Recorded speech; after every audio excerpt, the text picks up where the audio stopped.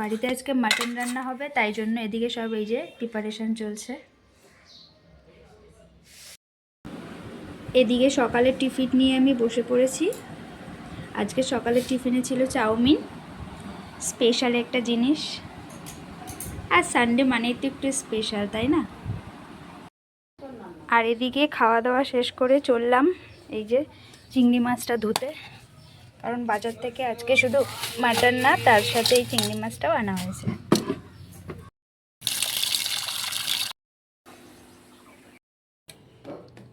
মাটনগুলো এই যে এখন প্রেসার কুকারে দিয়ে দিচ্ছে।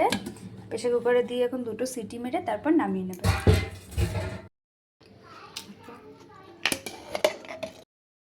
মাংসটাকে 2টো সিটি মারার পর নামিয়ে এই যে ঝুড়িতে ছেঁকে নিয়েছি।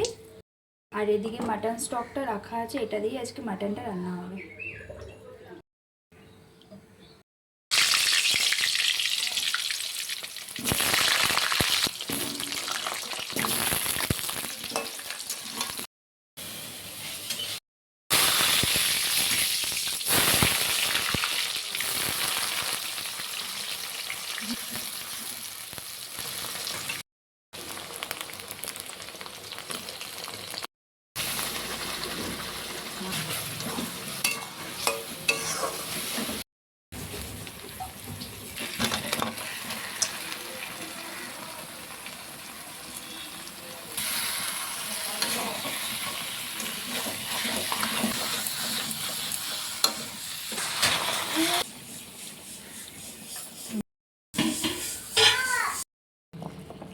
মাটনটা এদিকে একদম শেষের পথে, এবার একটু গরম মশলা দিয়ে নামিয়ে ফেললেই হয়ে যাবে। আর এদিকে কড়াই গরম বসিয়ে দিয়েছি গুলুর জন্য, কটা চিংড়ি মাছ ভাজবো তার জন্য। ব্যাস, আজকের মতন রান্নাবান্না একদম কমপ্লিট। মাটনের লাল লাল পাতলা ঝোল, আর তার সাথে রয়েছে এই যে ডিম বেগুন, আর এই যে আমার বাবুর জন্য কয়েকটা চিংড়ি মাছ ভাজা।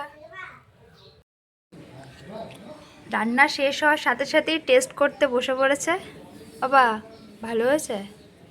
কেমন হয়েছে?